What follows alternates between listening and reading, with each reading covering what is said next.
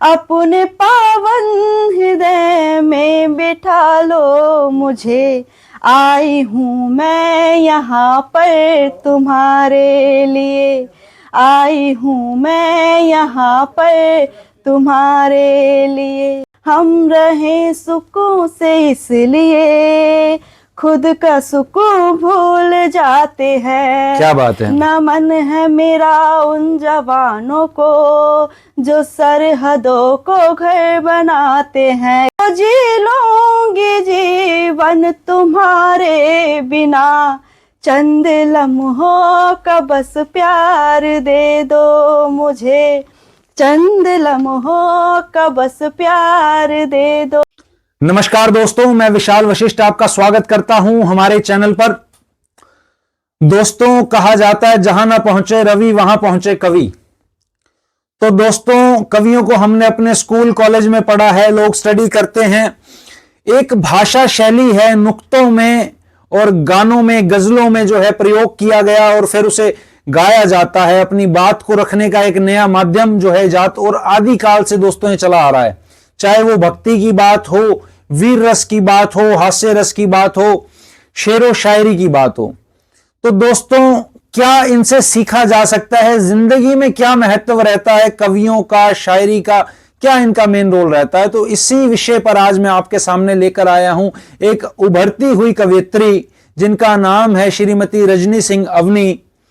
Channels पे आपने इन्हें देखा होगा नेताजी लपेटे में, और पॉलिटिकल व्यंग भी ये करती हैं। तो आज इनसे जानने का प्रयास करेंगे कि इनकी जिंदगी में क्या बाधाएं आई, किस प्रकार से ये मंचों पर पहुंची, जब लेट नाइट ये घर आती थी तो क्या कोई समस्या इनके सामने आती थी, महिलाओं को इनसे क्या सीख लेनी चाहिए। और आज का जो दोस्तों एक वेस्टर्न ट्रेंड आ गया है, वैलेंटाइन डेज, और लोग अपनी जो है हमारी संस्कृति को एक बार दरकिनार कर देते हैं, तो वो क्या एक नया मिश्रण हमारी संस्कृति में हुआ है। तो सभी विषयों को हम दोस्तों कवर करने की कोशिश करेंगे।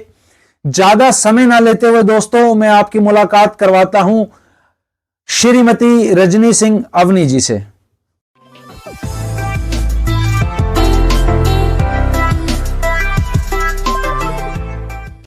हसरत तो बहुत थी कि तुमसे मुलाकात हो, थोड़ी सही मगर बात हो। एक मुद्दत के बाद तुम्हारा दीदार हुआ है। गुजारिश की है वक्त से कि आज थोड़ा धीरे चले, गुजारिश की है वक्त से कि आज थोड़ा धीरे चले, कि सफर लंबा है अभी तो महज आगाज हुआ है। वाह। तो दोस्तों, स्वागत करता हूं मैं श्रृंगार रस के लिए जाने जाने वाली कवियत्री श्रीमती रजनी सिंह अवनी जी का हमारे चैनल पर। मैम, बहुत बहुत स्वागत है आपका। बहुत बहुत धन्यवाद आपका। तो मैम, सबसे पहला जो प्रश्न है, ये श्रृंगार रस में आने का रास्ता, क्योंकि और भी मैंने देखे हैं, वीर रस भी आप पढ़ती हैं, हास्य रस भी कभी कभी पढ़ती हैं, श्रृंगार रस से इतना प्रेम कैसे? सबसे पहले मैं सभी दर्शकों को नमस्कार कहना चाहूँगी और आशा करती हूँ आप सभी स्वस्थ होंगे, मंगलमय होंगे। आपने जो प्रश्न किया है, श्रृंगार रस में मेरा रुझान किस तरह से हुआ है, ऐसा कुछ नहीं है। जो एक कवि है वो उसकी जो लेखनी है वो सभी रसों पे चलती है जी, सभी रसों को छूती हुई आगे बढ़ती है। कहीं श्रृंगार रस ज़्यादा हो जाता है, कोई वीर रस की ओर ज़्यादा आकर्षित हो जाता है। तो मैंने भी जो है सभी रसों को लिखा हुआ है, ऐसा नहीं है। लेकिन मंचों पे जो मांग है आज की डेट में, वो कवित्री से श्रृंगार रस की मांग ज़्यादा होने लगी है। ऐसे भी मैंने कई मंच पढ़े हैं जहाँ मैंने श्रृंगार बिल्कुल नहीं छुआ है, मैंने ओज को पढ़ा है। और समसामयिक गीत भी मैंने लिखे हैं, समय के अनुसार जो ढल जाए उन गीतों को भी मैंने लिखा है जी। लेकिन श्रृंगार रस मैंने लिखा क्योंकि जीवन का एक उम्र, एक पड़ाव ऐसा आता है जहाँ ना चाहते हुए भी जो भावना है, जो आंतरिक जो भाव हैं, वो शब्दों के माध्यम से कविता बनकर के उभरने लग जाते हैं। तो पहले 4 मुक्तकों के साथ मैंने शुरुआत की और उसके बाद फिर धीरे धीरे गीत मैंने लिखने शुरू किए। मुझे नहीं लगता था कि मैं श्रृंगार रस जो है मंचों से पढ़ूंगी, लेकिन श्रोताओं की मांग और उनकी इच्छा ने श्रृंगार रस को ही ज़्यादा महत्व दिया, तो मैंने श्रृंगार रस ही पढ़ना शुरू किया मंच। जी। अब मैं श्रृंगार रस अगर देखता हूँ आज की डेट में, जो मुशायरे या कवि सम्मेलन हो रहे हैं, तो एक रूप जो है बदलता हुआ सा नजर आता है। एक जो मर्यादा हम कई बार देखते हैं वो छिन्न भिन्न सी भी कई बार होती हुई नजर आती है, आप देखती होंगी, तो उस बारे में आप क्या कहेंगी? क्या ये वक्त की डिमांड है या यूथ की डिमांड है या कल्चर ऐसा आ गया है? क्या क्या इसमें डिफरेंस आया है? आप जिस तरह जो इशारा कर रहे हैं कवि मंचों पर, मैं समझ रही हूँ उसको भली भांति, लेकिन इसमें केवल कवि ही एक तरह से इसको आप जिम्मेदार नहीं ठहराएंगे। जो जनता है, जो पब्लिक होती है, जो श्रोता होते हैं, उनकी भी मांग रहती है। देखिए, आप इस तरह से देख सकते हैं, मैं इसमें किसी तरह का वाद नहीं चाहूँगी, इसको आप इस तरह से देख सकते हैं कि आज का जो जीवन है, जो आधुनिक जीवन है, वो बहुत उलझनों और परेशानियों से घिरा हुआ है। हर व्यक्ति किसी न किसी समस्या से खुद को घिरा हुआ महसूस करता है। तो कवि सम्मेलन में जब वो आता है तो सभी रसों का रसस्वादन तो लेता ही है, साथ में अगर कुछ मनोरंजन उसके लिए हो जाए जी 1-2 मिनट का जी, तो मुझे नहीं लगता है कि वो कुछ खराब है। हालांकि शब्दों की अपनी एक मर्यादा रहनी चाहिए मंचों पर, जो कि अभी तक मेरी नज़र में सभी कवि कवित्री रखते हैं मंचों से। जी। अच्छा मैम, एक चीज और भी हम कहते हैं कि आजकल जो है ट्रेंड चल गया, जैसे बॉलीवुड सेलिब्रिटीज होते हैं तो बड़े बड़े कवि हैं और नाम आते हैं, बड़े बड़े चैनल्स पे भी जाते हैं, पॉलिटिकल पार्टीज से भी इन्वॉल्वमेंट कवियों कवियत्रियों के रहने लगे हैं। तो जब एक मिडिल क्लास से, छोटी फैमिली से हम स्टार्ट करेंगे, मैं आऊंगा आपकी फैमिली से और स्टार्टिंग पे भी, पर फिलहाल प्रश्न मैं ये करता हूँ, जब एक नीचे से ऊपर जाना शुरू करता है व्यक्ति, और खास करके एक महिला जब पहुंचने का प्रयास करती है, तो क्या बीच में अड़चने आती हैं माहौल बिगाड़ने की, टांग खींचने की, या कोई और नेगेटिव चीजें बीच में आती हैं क्या? मैं इसमें कुछ भी कहने से पहले मैं 4 पंक्तियां रखना चाहूंगी, जो भी जिस क्षेत्र में आगे बढ़ना चाहते हैं उनके लिए, जी। कि चल कर गिरना, गिर कर उठना, उठ कर फिर से चलना तुम। जी। चल कर गिरना, गिर कर उठना, उठ कर फिर से चलना तुम। राहों की हर विपदाओं से सीखो और संभलना तुम। बस उम्मीद न छोड़ो, किंतु हर बाधा को तोड़ो तुम। मंजिल गर पानी है तुमको, मंजिल गर पानी है तुमको, तो चलना मत छोड़ो तुम। बहुत खूब मैडम। पानी है तुमको। तो ऐसा बहुत बार होता है जहाँ पे लगता है कि नहीं, अब जो है मंचों पर नहीं जाने का मन कर रहा है, या नहीं अब नहीं होगा। लेकिन जब हम किसी का सहारा लेकर चलते हैं तो बहुत जल्दी गिर जाते हैं जी। लेकिन जब हम अपने आत्मविश्वास के साथ आगे बढ़ते हैं और अपने मेहनत के बल पर आगे बढ़ते हैं, मेहनत के बल पर, तो मुझे लगता है कि जो मंजिल है उसको पाना थोड़ा सा देरी से हो सकता है, लेकिन मिलती जरूर है। तो दोस्तों, बड़ा सुंदर जो है कविता के माध्यम से संदेश दिया है कि जो चलता रहेगा निरंतर, धीरे धीरे भी चलता रहेगा, कदम दर कदम चलता रहेगा, वो मंजिल को पा जाएगा। पर जो निराश होकर के बैठ जाएगा, बाधाओं से डर जाएगा, तो वो टूट के बिखर जाएगा। बिल्कुल जी, बहुत सुंदर आपने जो है संदेश दिया। अभी आपके फैमिली के ऊपर मैं आता हूं। आप 5 बहनें हैं और एक एज गैप भी रहता है, 5 बहनें हैं आप और एक ब्रदर है, तो फैमिली के अंदर एक दबाव बन जाता है समटाइम्स कि भाई 5 लड़कियां हैं, शादी की दिक्कत आगे। हालांकि पिताजी आपके, जहां तक मैं जानता हूं, गवर्नमेंट सर्वेंट रहे हैं, तो फैमिली की तरफ से कभी ऐसा नहीं रहा कि भैया किस लाइन में आप चली गई हैं? हालांकि लोग अभी भी आज की डेट में मैं देखता हूं जाना पसंद नहीं करते हैं महिलाओं का, और एक मंच पर जाना, रात के टाइम प्रेजेंटेशन देना, लेट आना, तो वो परिवार की तरफ से क्या सपोर्ट रहा या दिक्कत परेशानी रही स्टार्टिंग में? देखिए विकास जी, ये नजरिया आपका है। सॉरी, विशाल जी। हो सकता है कि आपका नाम गलत रख दिया गया होगा। अगर मेरे मुंह से विशाल बाबर निकल रहा है तो वही नाम आपका रहा होगा। तो आपने जिस चीज का जिक्र किया है वो नजरिया आपके साथ ही अनेकों लोगों का नजरिया है जी। बात ये नहीं है कि 5 बहनें हैं या एक बेटी या 5 बेटी होने की बात नहीं है। बात जब होती है कि रात में वाकई में जब किसी काम से कोई भी लड़की देरी से अगर घर जाती है, मंचों से ही, मैं कवि सम्मेलन की ही बात नहीं कर रही, इसके इतर भी बहुत सारे क्षेत्रों में इस तरह की बात निकल के आती है, तो अधिकतर लोगों के दिमाग में यही सवाल आता है कि ऐसा क्या काम हो रहा है जो रात में देरी से घर में जाना हो रहा है। हाँ, तो मेरे साथ भी यही हुआ। हालांकि मेरा जन्म दिल्ली से ही हुआ है, मेरा परिवार दिल्ली से ही है, लेकिन जब मैंने मंचों पे जाना शुरू किया तो मुझे थोड़ा लेट घर में जाने में हो जाया करता था। मैं 10-11 बजे तक मैं घर में जब घुसती थी तो मेरे पेरेंट्स भी कहा करते थे कि ऐसे इस तरह की क्या मंच हैं, ये कवि सम्मेलन क्या होता है, क्या तुम पढ़ने जाती हो, क्या तुम करने जाती हो, ये नहीं समझ में आता है। तो बहुत उनको टाइम लगा ये चीज़ समझने में, इस चीज़ को, इस हुनर को समझने में कि ये एक विद्या है, ये एक देवी का वरदान है जो हर किसी के बच्चे को नहीं मिलता है। उनकी बेटी को ये प्राप्त हुआ। तो जब उनको धीरे धीरे ये पता चला कि इसमें उनकी बेटी को बहुत सम्मान मिल रहा है, बेटी के साथ उनके माता पिता को भी बहुत सम्मान मिल रहा है, तो वो बहुत ही गर्व की अनुभूति से उन्होंने फिर मेरा साथ दिया।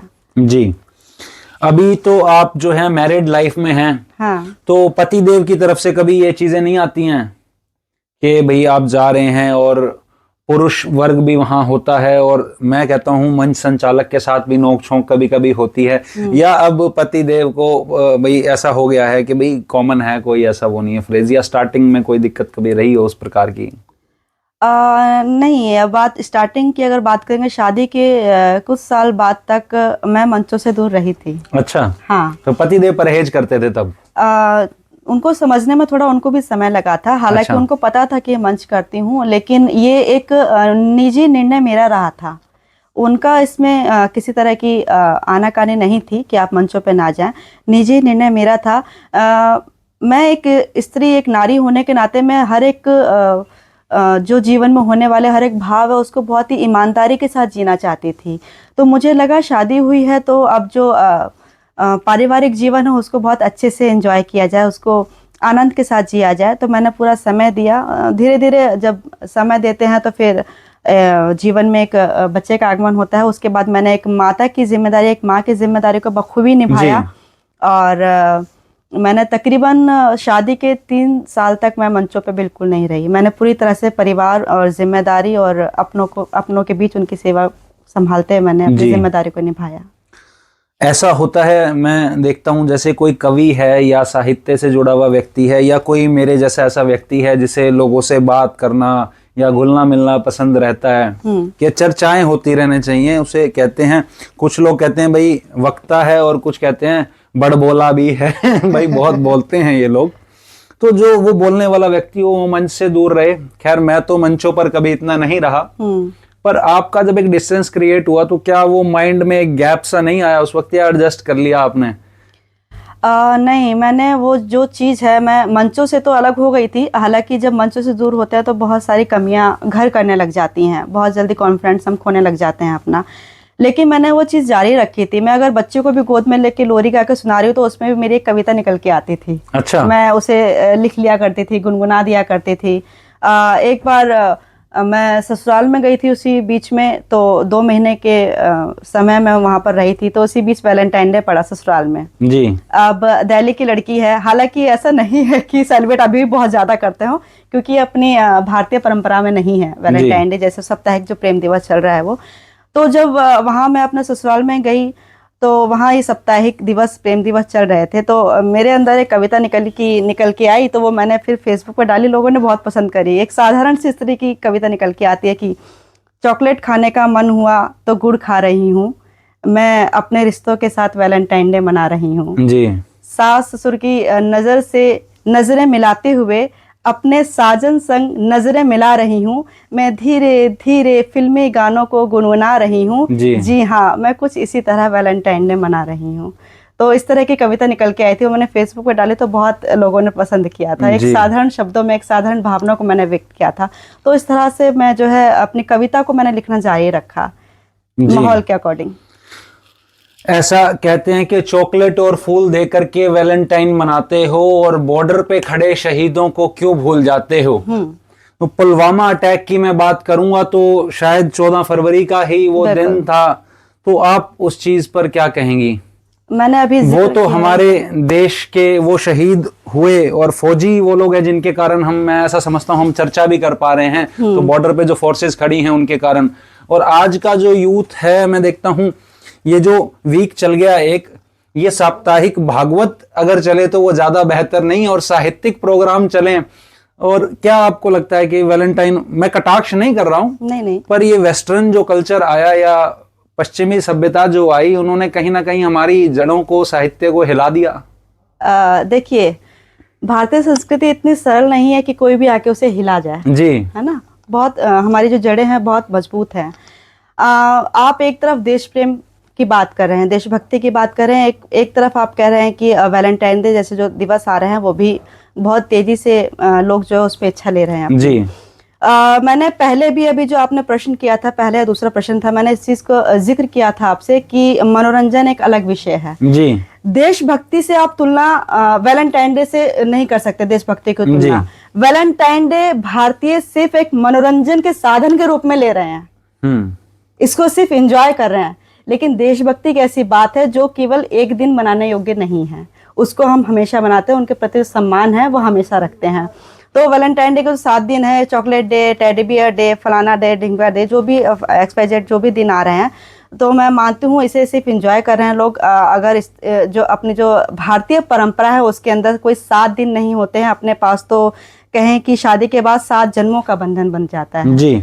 तो ये भारतीय परंपरा कहती है। और देश प्रेम की आपने जो बात कही वो भूलने वाली बात नहीं है, उसे मैं जहाँ तक मानती हूँ हर हिंदुस्तानी के जहन में अपने देश के प्रति सम्मान है, अपने देश के प्रति प्रेम है।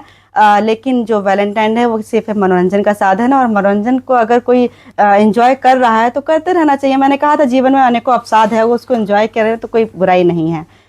बाप उदास होता है और माँ घुट घुट के रोती है। बेटी की हालत ये होती है कि वो किसी सूट केस में बंद होती है। ये आज का वैलेंटाइन का जो है चक्र हो गया है। आप एग्री करती हैं इस चीज को? क्या मैं ऐसा नहीं कहता कि मनोरंजन नहीं होना चाहिए, सेलिब्रेट ना करे कोई, हर किसी का अपना ढंग है, पर क्या आपको लगता नहीं है कि नेगेटिविटी ज्यादा हो गई है, लोग अक्सर फायदा उठाने लगे हैं इस चीजों का, या माहौल नेगेटिव ज्यादा हो रहा है इन चीजों को लेकर के? नेगेटिव क्योंकि प्रेम प्यार तो देखिए मीरा वाला भी प्रेम आता है कवियों के लिए, कहते हैं जहां ना पहुंचे रवि वहां पहुंचे कवि। तो मीराबाई का भी प्रेम था, लेकिन आज का प्रेम तो जो है क्लासरूम से होटल के कमरे तक लेके जा रहा है। तो उस वैलेंटाइन का क्या इलाज है? वो संदेश मैं चाहूंगा आप युवा पीढ़ी को दें। देखिए, जो वैलेंटाइन डे जैसी जो चीज आ रही है एक उम्र के बाद में आती है।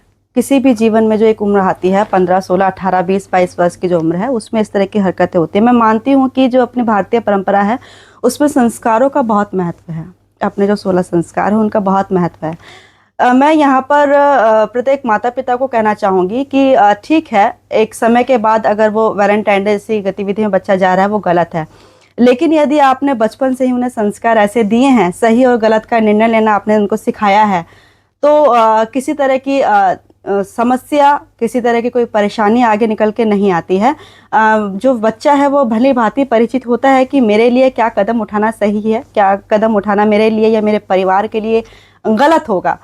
जो फिर भी दिशाहीन हो जाते हैं बच्चे, जो अपना निर्णय लेने में सफल नहीं हो पाते, उनके साथ कुछ ना कुछ अनहोनी घटित हो जाती है जी। तो ऐसे में माता पिता की थोड़ी कमी रह जाती है, मुझे जो लगता है। अगर माता पिता अपने बच्चों के साथ जुड़े रहें, आज के आधुनिक काल में अगर देखें, आधुनिक जीवन में, तो बच्चों का और माता पिताओं का आपसी संबंध ज़्यादा नहीं है।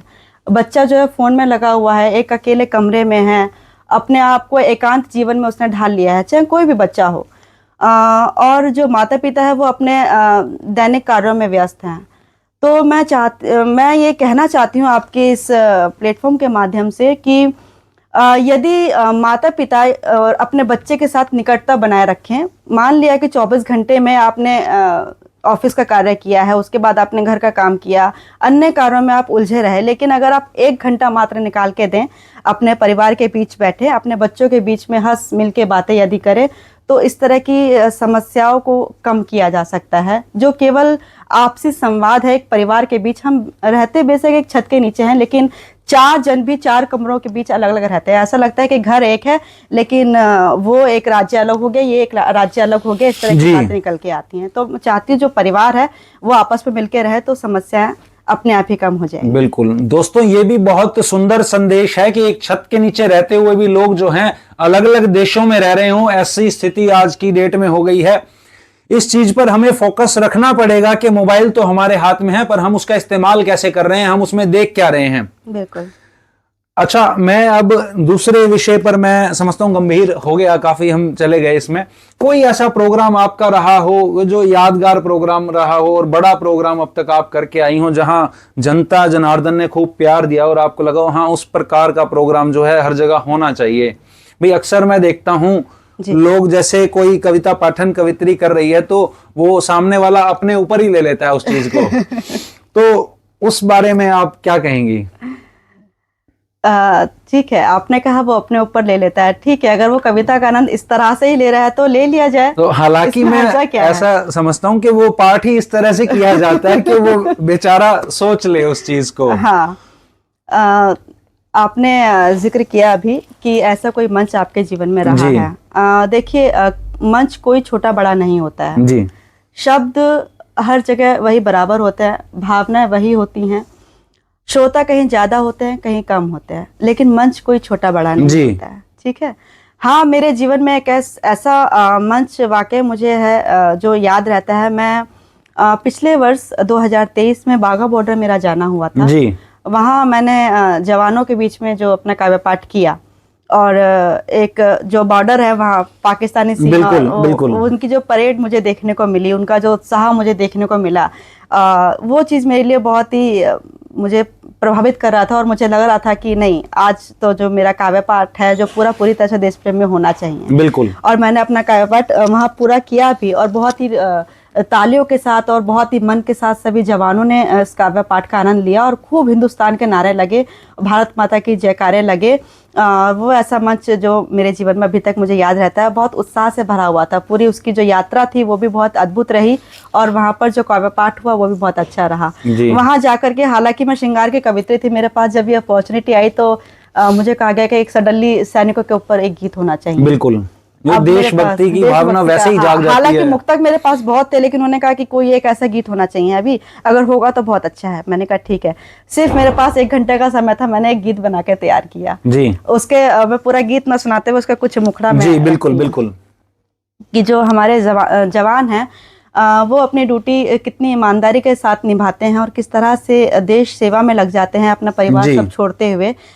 इसी पर मेरा एक गीत होता है कि नमन है मेरा उन जवानों को, नमन है मेरा उन जवानों को, जो सरहदों को घर बनाते हैं जी। नमन है मेरा उन जवानों को, जो सरहदों को घर बनाते हैं। हम रहे सुकून से इसलिए, हम रहे सुकून से इसलिए, खुद का सुकून भूल जाते हैं। क्या बात है। नमन है मेरा उन जवानों को, जो सरहदों को घर बनाते हैं। इसका एक बंद मेरा बहुत प्रिय है कि याद तो आती ही होंगी माँ की लोरियां, उन्हें याद तो आती ही होंगी माँ की लोरियां, गाँव का बचपन वो बचपने की बोलियां, अरे गाँव का बचपन वो बचपने की बोलियां, 1 रुपए में वो 8 मीठी गोलियां, अब है सरहदों पे अनगिनत सी गोलियां, गोलियों के शोर में ही जो, गोलियों के शोर में ही जो होली दिवाली मनाते हैं। नमन है मेरा उन जवानों को, जो सरहदों को घर बनाते हैं। बहुत बहुत जबरदस्त, शुक्रिया। मैं रोक नहीं पाया खुद को तालियां बजाने से इस चीज़ में। बहुत सुंदर आपने पाठ किया है, और दोस्तों बहुत अच्छा मैसेज भी मैडम यहाँ पर दे रही हैं। हमेशा उन शहीदों को और जो हमारे फौजी हैं उनकी रिस्पेक्ट हमें करनी चाहिए, उनको नमन हमेशा हमें करते रहना चाहिए, क्योंकि उनके कारण ही जो है हम यहाँ सुरक्षित हैं। अभिव्यक्ति की आज़ादी की जो बात होती है वो उन फौजियों के कारण ही है। अब मैम आगे बढ़ते हैं। हमने यूथ की बात करी, आपकी फैमिली की बात करी, मंचों की बात करी, लेकिन अब सारी चीजें एक तरफ हैं। अब इंडिया आप घूमती रहती हैं, अलग अलग जगह जाती हैं, दिल्ली हो हरियाणा हो, कहाँ सबसे ज्यादा मजा आया? मतलब चाट पकौड़ी भी मैं देखता हूँ लेडीज को, ज्यादा महिलाओं को आकर्षित करती है। तो कहाँ का खाना पीना जो है आपको अच्छा लगा, घूमना फिरना, मार्केट, या सिर्फ ऐसा ही रहा कि भाई गए और मंच पर कविता पाठ करके वापस आ गए? ज़्यादातर ऐसे ही रहता है, क्योंकि मैंने आपको पहले ही बताया कि मैं जितना मंचों पे अपनी जिम्मेदारी निभाती हूँ, मैं उतना ही परिवार के प्रति भी समर्पित रहती हूँ। तो मैं जब जाती हूँ कहीं, तो मेरा जल्दी से जल्दी पहला काम ये होता है कि कार्यक्रम खत्म हुआ उसके बाद जैसे ही जो पहली ट्रेन है या जो पहला जाने का साधन है, मैं उससे निकलती हूँ घर के लिए। बहुत कम जगह ऐसा हुआ है जहाँ पर मैंने समय बिताया है, जिसमें एक चंडीगढ़ कवि सम्मेलन में गई थी, वहाँ पर एक चेन्नई में गई थी मैं, वहाँ मैंने थोड़ा सा एंजॉय किया। उसमें भी एक कारण रहा था कि वापसी में थोड़ा सा अवरोध था, मतलब किसी तरह की दिक्कत हो गई थी, मेरी टिकट नहीं उपलब्ध हो पाई थी। तो जो समय था उसको मैंने यूज़ किया, तब मैंने घूमना फिरना किया। घूमना फिरना किस स्त्री को पसंद नहीं होता है, लेकिन जब परिवार दूर हो तो एक जो कहते हैं कि याद जो बाबर उमड़ के आती है, वो एक अलग ही। तो पति देव साथ रहते हैं, अब टूर्स पे या अपने काम धंधे में व्यस्त रहते हैं, कैसे जो है ये लाइजनिंग चलती है? रेलगाड़ी के दो पहिए हैं, जब दोनों वर्किंग हो, और आप तो खैर शौक है, एक शौक होने के बाद ही कवि बना जा सकता है। सबसे पहले जुनून होना चाहिए, नहीं तो कोई भी महिला हो या पुरुष हो, वो मंच तक तो पहुंचना आसान नहीं है। तो कैसे दोनों की चलती है आपसी अंडरस्टैंडिंग कैसे?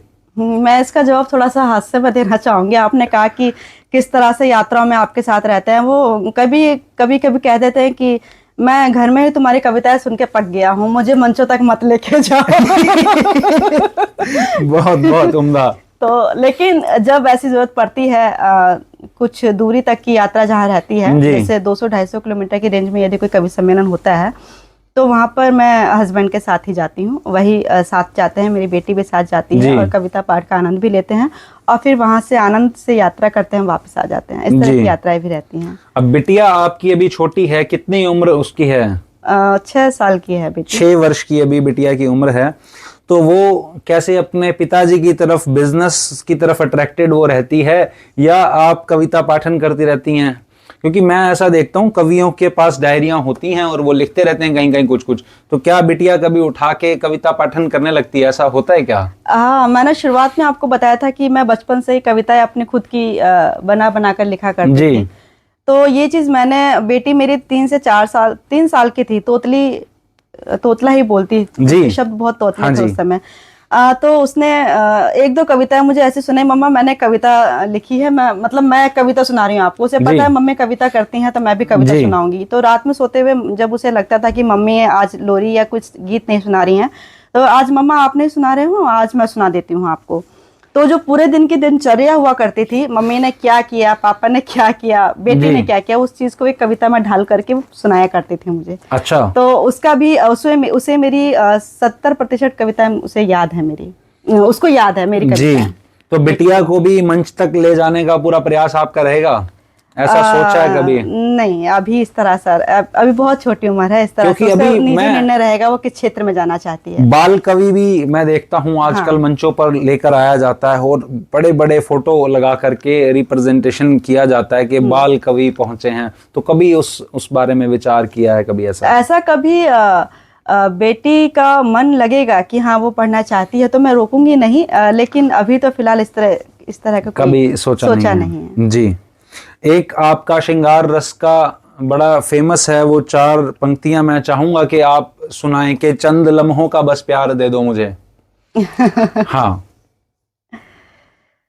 चंद लम्हों का बस प्यार दे दो मुझे जी। ये पंक्तियां भी इस तरह से नहीं थी कि मेरी बहुत पुरानी पंक्तियां, ये अभी 2-4 साल पहले ही मैंने लिखी है, लेकिन खूब वायरल हुई हैं ये पंक्तियां बहुत पसंद की जाती हैं, और शुरुआत में इन्हीं पंक्तियों को मांगा जाता है। तो मैं ज्यादातर मंच से यही पंक्तियां पढ़ती हूँ कि किसी भी मंच पर जब जाती हूँ तो एक लंबी दूरी की यात्रा तय करते हुए जाती हूँ, तो इन पंक्तियों के साथ मैं अपने श्रोताओं से जुड़ती हूँ कि प्रेम दिल में जगा कर तुम्हारे लिए, लाई सपने सजा कर तुम्हारे लिए, प्रेम दिल में जगा कर तुम्हारे लिए, लाई सपने सजा कर तुम्हारे लिए, अपने पावन हृदय में बिठा लो मुझे, अपने पावन हृदय में बैठा लो मुझे, आई हूँ मैं यहाँ पर तुम्हारे लिए, आई हूँ मैं यहाँ पर तुम्हारे लिए। जी, इसके आगे आएंगी ना शायद वो पंक्तियां कौन सी पंक्तियां? जो मैं वो कह रहा था कि चंद लम्हों का बस प्यार दे दो मुझे, जीत ले लो चाहे हार दे दो मुझे, उन पंक्तियों की मैं बात कर रहा था।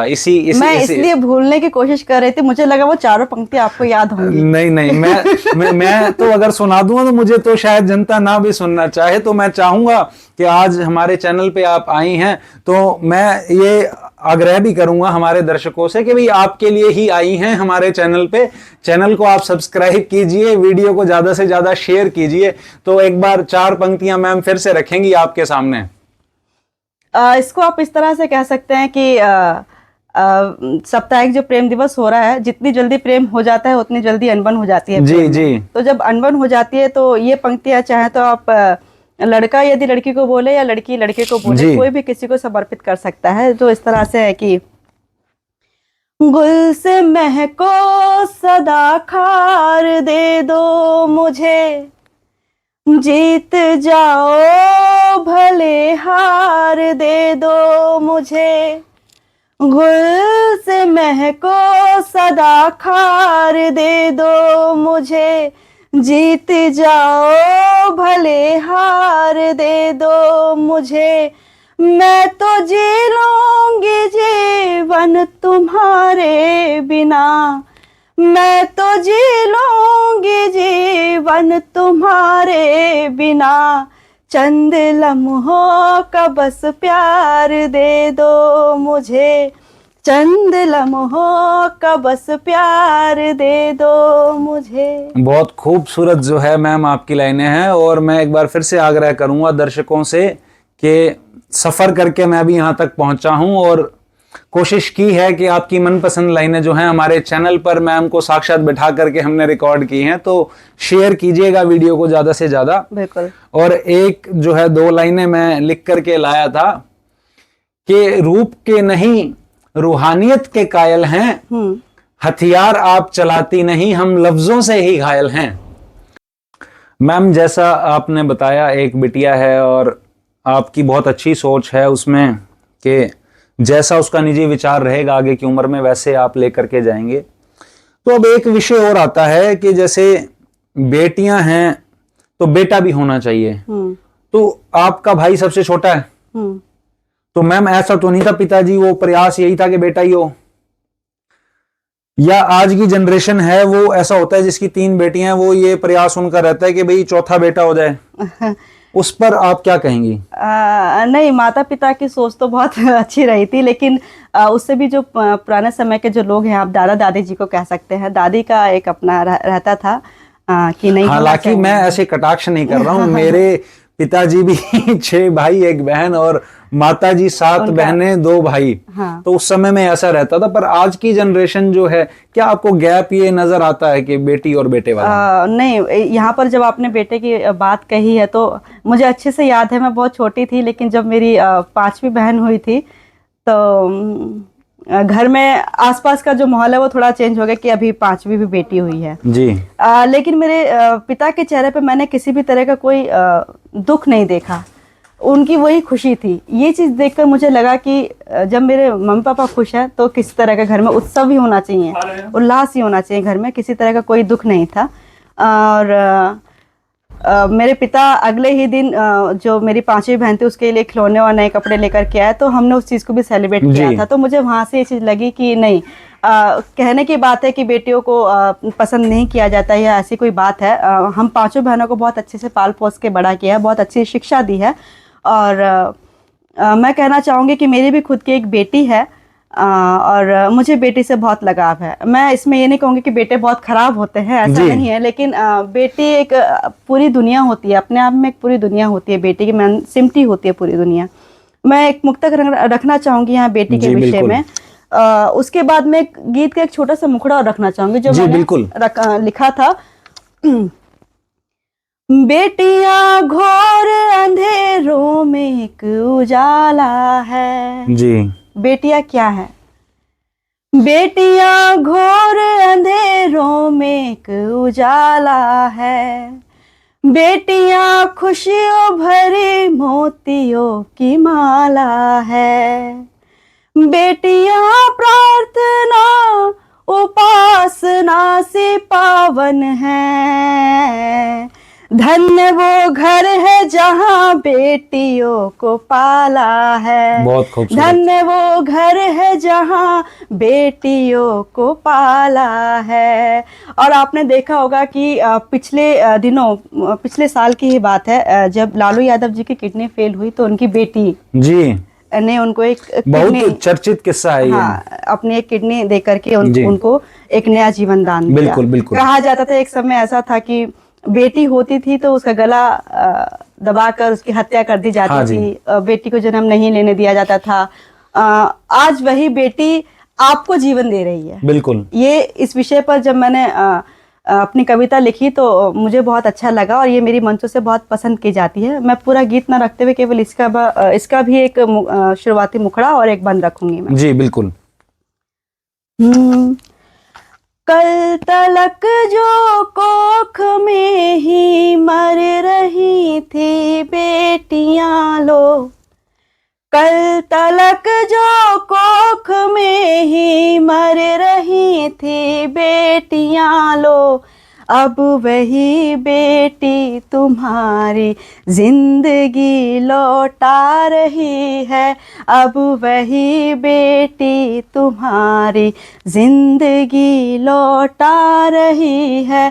कल तलक जो कोख में ही मर रही थी बेटियां लो, अब वही बेटी तुम्हारी जिंदगी लौटा रही है। और इसका बंद है कि सारी विपदाओं को पीड़ाओं को अब वो हर रही है, सारी विपदाओं को पीड़ाओं को अब वो हर रही है।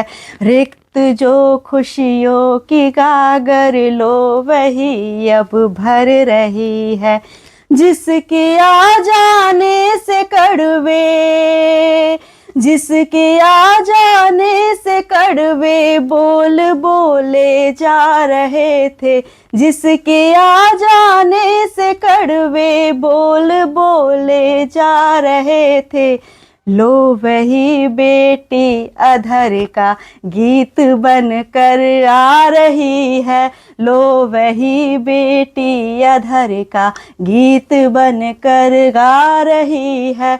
कल तलक जो कोख में ही मर रही थी बेटियां लो, अब वही बेटी तुम्हारी जिंदगी लौटा रही है, जिंदगी लौटा रही है। बहुत जबरदस्त मैम आपकी काव्य शैली है। अब मैं एक चीज चलते चलते और लास्ट में लूंगा कि जैसे पहले बेटियों के लिए ही एक कविता है प्रसिद्ध, खूब लड़ी मर्दानी थी वो झांसी वाली रानी थी, एक वो काव्य शैली और एक आज की काव्य शैली है। मैं किसी का नाम नहीं लूंगा, हालांकि आप परिचित होंगी कि किस तरह की भाषा शैली का प्रयोग होने लगा। मैं किसी का ना तो नाम लूंगा ना किसी प्रसंग की चर्चा करूंगा।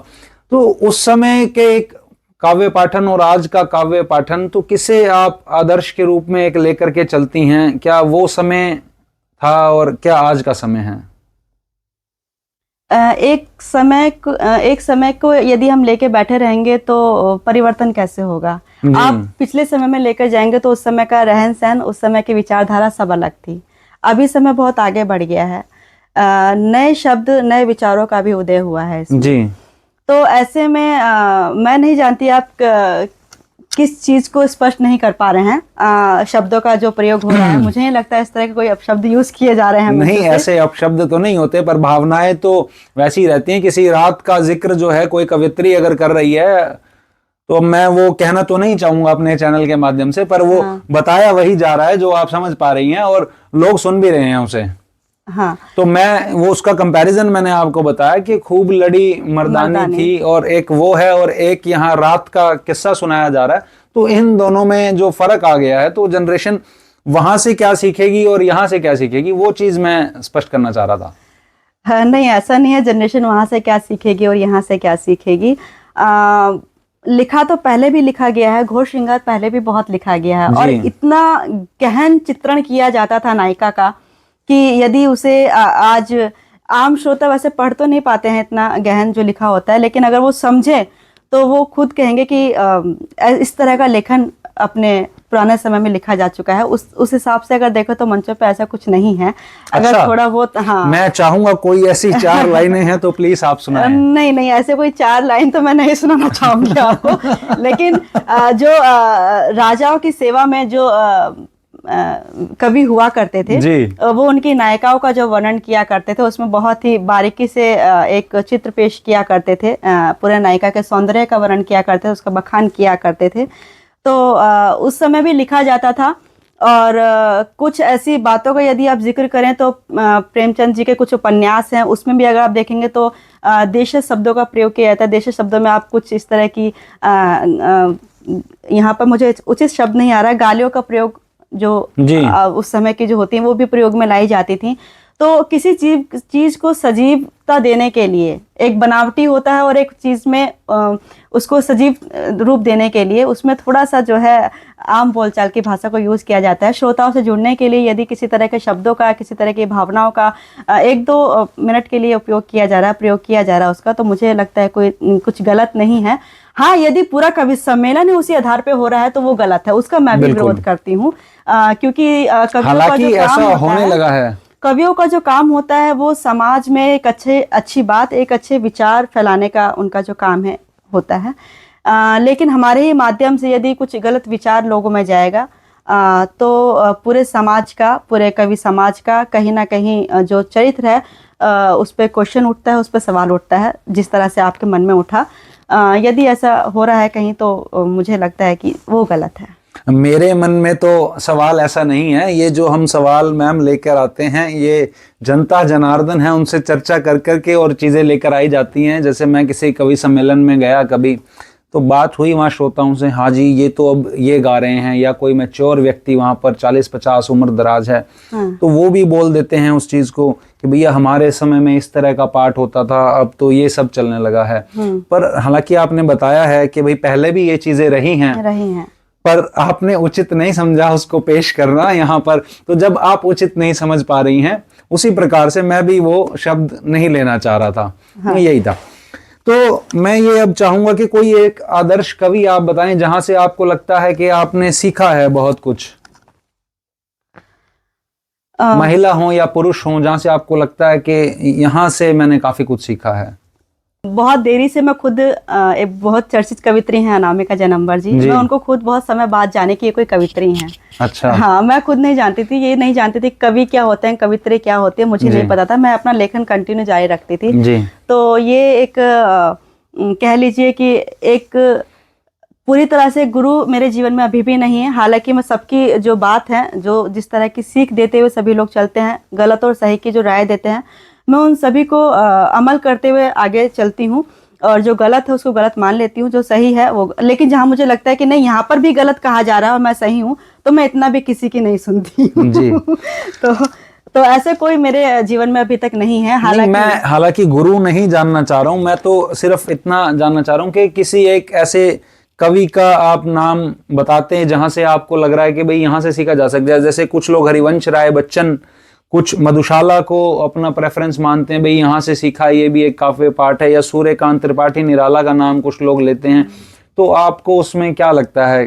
नहीं, मैंने कुछ, हालांकि मैंने बहुत सी अपनी जो कहानीकार हैं, जो महिला कहानीकार रचनाकार हैं हमारी, उनको मैंने पढ़ा, उनके उपन्यास मैंने पढ़े, जिसमें एक आपकी मैत्री पुष्पा जी आ जाती हैं, अमृता प्रीतम जी आ जाती हैं जी। और महादेवी वर्मा जी आ जाती हैं जी। इनको जब आप पढ़ते हैं तो ऐसा लगता था कि कहीं ना कहीं उनकी जो आत्मा है हमसे जुड़ी हुई हैं, वो वही शब्द पेश कर रही हैं जो भाव हमारे अंदर आ रहे हैं। तो ऐसा लगता था कि उन्होंने इतना कुछ लिख दिया है, हम उनको पढ़ रहे हैं, यदि उनको पढ़कर हम इतना भी लिख पाएँ तो शायद जिस तरह से उनके शब्द आज के समाज में पढ़े जा रहे हैं, तो शायद हमारा कुछ भी 1% भी अगर याद किया जाएगा तो हमारी लेखनी भी सफल हो जाएगी। मैं महादेवी वर्मा जी को पढ़ी हूँ, अमृता प्रीतम जी को पढ़ी हूँ। अमृता प्रीतम जी शायद पंजाबी लेखिका रही थे, पंजाबी लेखिका रही हैं वो। और महादेवी वर्मा जी एक ऐसी पहली रचनाकार रही हैं, स्त्री रचनाकार, जो आधुनिक काल की पहली स्त्री रचनाकार रही हैं वो। चैप्टर भी महादेवी वर्मा का 10वीं शायद 8वीं में पढ़ाया जाता था, हाँ। उनका लिखा हुआ। हाँ, उन्होंने नारी विषय को बहुत बारीकी से लिखा है, और जब कोई भी स्त्री इस विषय को छूती है तो उसमें कहीं ना कहीं बहुत गहराई झलकती है। तो एक जो लेखक होता है, कविताओं में केवल मनोरंजन ही नहीं होता है, उसमें एक गहन संदेश होता है, उसमें एक बहुत गहरी बात होती है। वो जो उनका लेखन था वो मेरे भाव से जुड़ता चला गया, और वहीं से मुझे लगा कि जो रूप इनका निकल के आया है, शायद उसका कुछ हिस्सा मेरे अंदर भी आ जाए और मैं कुछ ऐसा लिखूं जो समाज तक मैं पहुंचा सकूं। तो इनको पढ़कर मेरे अंदर लिखने की इच्छा जाहिर हुई, और मैंने धीरे धीरे जो है अपने लेखन को गति मिली। जी मैम, एक आखिरी चीज और मैं आपसे पूछना चाहूँगा कि रजनी सिंह अवनी जी एक एज एन इंडिविजुअल कवित्री तो आप हैं ही, खुद को भविष्य में कहाँ देखती हैं? मंच तो चल रहे हैं अब, जैसे अनामिका जैन अंबर का आपने नाम लिया, एक सीनियर पोइटेस आज की डेट में वो हैं, और चैनल्स पे आती हैं, अयोध्या का कवरेज भी वो कर रही हैं पॉलिटिकल पार्टी से। हालांकि आपने भी लपेटे में नेताजी और इत्यादि कार्यक्रम में भाग लिया। खुद को आप किस नज़र में और किस लेवल पे आगे भविष्य में देखती हैं? कोई सपना होता है, जैसे कोई कॉरपोरेट में काम कर रहा हो, कहता है भाई MD CEO बनूंगा मैं।